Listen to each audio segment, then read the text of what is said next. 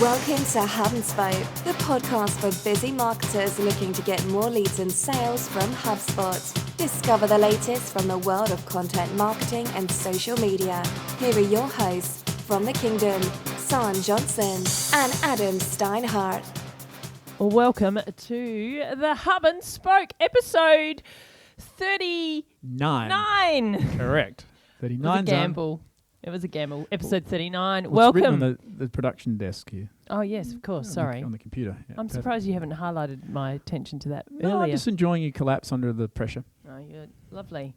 Excellent. Set me up for failure. Perfect. Welcome to Hub and Spoke episode 39. Today we are going to talk about content marketing, inbound marketing, and how they are not, in fact, the same thing. I know. And look, there is this crazy habit occasionally of people saying content inbound marketing. Yeah. Or inbound content marketing. Yeah, but or they're marketing different. content inbound. I haven't heard that one.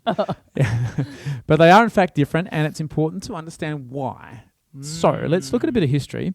Okay. Did you know, Zan, that everyone's actually got an inbound marketing website? Really? Just to varying levels of high standards. Yes. So if you have a contact us page, Yeah. you're effectively hoping that somebody's going to read your website content and then click on contact us and magically become a lead. Ah, So that's kind of like, if you talk about the scale of 1 to 100, that's Yep. kind of like a 2. okay. So contact us, and everyone's typically got contact us. They do. So all websites are beginning their inbound journey, but very few actually make it to the end. Okay. So what makes a good inbound marketing program / website? What does? Let's look at the definition. So with inbound marketing, what you're doing is effectively using a range of tools to help and nurture your prospects towards a solution which provides them trust. Now, using content marketing as part of that, but it's not the be all and end all, because you're also using the way your website's designed, Yep. your page creation strategy, the amount of content that specifically goes on one page. You've got your call to actions in there. You do. And then you've got what happens after a call to action is clicked, whether it be a form or a download or an ebook or a piece of content or something else. Excellent. So these are all the different elements that make up the inbound marketing process, all about attracting and converting your prospects. So the content marketing is a stage in the inbound marketing methodology. Yeah, well, I think if you look at a good example of content by itself, you might have, let's say, an ebook that is highly recommended, and it could be, say, the 20 most asked questions about your business. Yep. Insert business name here. Yes. So, what's your fake business today? What's your fictitious business today, Zan? Let's just run with an example. Okay. It's a Garden Gate. Garden Gate. So, Zan's Garden Gate. Okay. Yep. Perfect. ZGG for short. Yep. So, Zan's Garden Gate would probably have or most certainly if you're running a decent inbound marketing program, you'd have a piece of content that's the 20 most asked questions about how to plant bulbs in spring. Yep. All right. Now, that's a middle of funnel offer because it's about bulbs specifically. It's not about something like the 20 most asked questions about how to get your garden to grow, which would be more top of funnel. Sure. But that piece of content is only that. All right. Now, it fits into the inbound marketing strategy by being a part of something else. Does that make sense? Sure does. So it would be on a page. The page would be structured towards getting a call to action, and the call to action would be clicking on that download to get that download of that book, and then from there you have a follow-up email. You may have an email 7 days later saying how you're going, and you might then itself be reminded of a task to call them, etc., etc. Okay. So that's, I think, a pretty strong explanation. Yeah, that's very, Makes very sense. helpful. So content marketing really needs inbound marketing in order for you to get any type of result with your leads. Yeah, well, it's interesting. I mean, there are plenty of businesses that do content marketing by itself and don't necessarily get the best results from it, or they're big companies. So a good example of content marketing at its best is Red Bull. Yeah, they do a great job, don't they? Amazing. So the Red Bull guys are doing incredible content that you watch on YouTube. Yep. And for them, they've got such the budget. It's about brand. They're out there making their brand super interesting, and they do an incredible job with the content. In fact, they're more a TV station and content company than they are a drink. Yeah. Cool. Interesting stuff. Very interesting. Very good. All right. Well, there you are. There is a little bit of background and explanation as to why content marketing is not inbound marketing and vice versa. Pushing on. Push on. Push Perfect. on. What are you loving this week about our beautiful HubSpot platform? Well, you go first because I talked heaps. I need a drink. You did talk heaps. So as you know, I get very specific with my loves and my hates. Yeah. And I've deep doved into the world of calls to action this week. And speaking quite broadly about the calls to action, You're putting a call out, didn't I'm putting a call out. What a great tool. Call to action, yeah, great. Round of applause to the call to actions. Oh. Just loving being able to have a look at which call to actions have had more views, more clicks, Yeah. and then going about using them and popping them in pages that aren't necessarily converting. Well, I think it's come a long way Changing since things. Fireworks. Do you remember the old Fireworks program where you created incredible gradients back in Web 1.0? Yes, I do. Yeah, we'd make those pretty gradients and crazy, and you'd stick them in there and there'd be buttons. Exactly. 3D look. But these days it's a bit more sophisticated. You've got something Just that happens a little after bit. it. Yes. Yep. So if you do have a website page or a blog that is getting a lot of views, lots of reads, maybe stick one of your banging calls to action in Is there. this your hate or is this your like? No, it's my love. I agree, but it's such a pet peeve of a hate when you see businesses that have a website with no call to action on any pages. Well, that's not the tool's fault. No, That's the tool's tool's fault. fault. So there you go. That's my love this week. The CDA. CDAs. That's a very Australian way of saying it. Yep. Calls to action and the fact that you can see the analytics and go and use the awesome CTAs in other pages. Do you realise that Change it up. See the analytics actually stands for CTA? Oh, there you go. CTA? CTA. Great. See the analytics? Okay. No, it doesn't. That's NES. Brilliant. You goose. What's your love this week? Mine's an idea. Cracking idea. Right? Great. Well, you're not going to be able to do anything with this because you got no points left. No points. The whole ideas thing's gone silly. But the idea is fantastic. It's really quite hard when you're working with workflows to go through the process of seeing the email that follows from it. Then you've got to see the list that was created. And you've got to see the form that triggered it. So I think there should be an overview tool that shows you all of the actions involved with the workflow. So it would have, for example, it would kick off with the landing form and the page that it occurs. Yep. And then it would go to the workflow that occurs, and the workflow would show the form and link that to it, and it would then show the actual list related to it and would show the outcomes. So you can see all this on one big macro page, because right now it's an absolute nightmare. Right. Makes sense. So you've got the flow diagrams within a workflow. Yeah. But workflows are often triggered from somewhere else. And okay. So you don't know where it's coming. For example, if you have a manual workflow triggered by a form, and you go to that manual workflow, you don't know it's been triggered by the form. Okay. So it's how visually are you going to see that? Just like a hover? Just a big... I take Lucidchart and draw it right now. Right. So you just have all that... Okay. So all the elements. And so it's just like going one step higher above the workflows to include all the ways people get in there and out. And it's basic... It's like going back to my uni days, which is a long time ago, like we're talking 91 systems analysis. Oh my. Input, process, output. And so that's what we then. Big ones. Input, output, process. Okay. Input, process, output. It's the basic fundamentals of system design. Great. Yeah. Well, there you go. I know. Not every HubSpot user is going to have thought of that one, are they? No, they probably have. Oh, well. But now they've got someone backing him up. Excellent. Very good. All right. Girl boss. Hashtag girl boss. If you were in charge of HubSpot for a day, what would you change?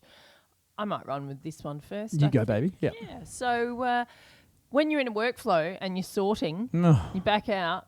Oh. Your sort doesn't save. The agony of it. Like it doesn't hold. That workflow list. Yeah. So sort by name. Yeah. Because we number our workflows, which is helpful. And, you're right, that's awful, isn't it? And then you've got to go back and do it again. So frustration. Almost like a favorites. You know, I want to be able to save it this way. Just remember it. Yeah. Like, just not resort it. I find that frustrating too in... contact list. Contact list, yeah. It gets a little bit frustrating. Sort it out. Anyway, HubSpot. So there you go. What about you, Adam? What would you change if you're in charge? Well, I had a good one today, is that I don't like the way the notes section, which is part of the reporting add-on, super expensive and should be free. The notes section doesn't allow you to put in a website link and link it, which is annoying. There you go. Like the link, you should be able to link. You know how you get a link icon in every other place of the platform? So like if you're emailing someone... you put a web page. Hyperlink it. You want to. It's totally if you want to hyperlink a web page. Yeah. There's no link button. So you can't hyperlink the content you put in the notes, which is annoying because the notes are one way of saying to everybody, check out this great page I found. Exactly. So yeah, that is annoying. So I've elevated that. Okay. Up it's gone.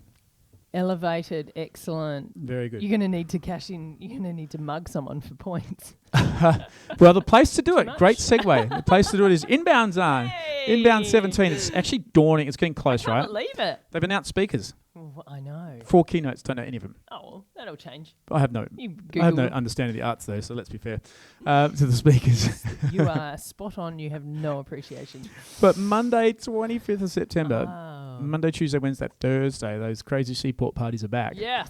So it's almost time to start working out again. Yeah.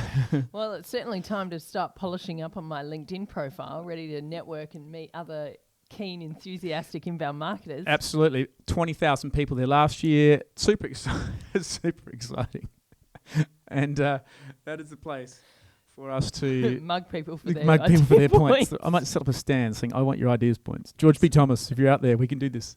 Fantastic. Quite a ruthless approach, but yep, we need your points. look, we'll see how you get on. Well, suddenly George and I could man the stand and our favourites would suddenly get an avalanche of 22,000 points. Perfect. We want this feature. Yeah, that's it. Perfect. Very good. So you've got to be there. Biggest party on the planet, I think. Best marketing show we go to. Definitely. Loads of fun. We go to 2 a year, so we've got across the whole cross-section of marketing shows. But ultimately, it's a cracker, 25th of September through the 28th in Boston. Now, we need to book our hotels. Great. Very important idea. Yes. Because they sell out. There's some fantastic hotels around the Yep. convention centre Yep. there. Excellent. So I'm going to push on.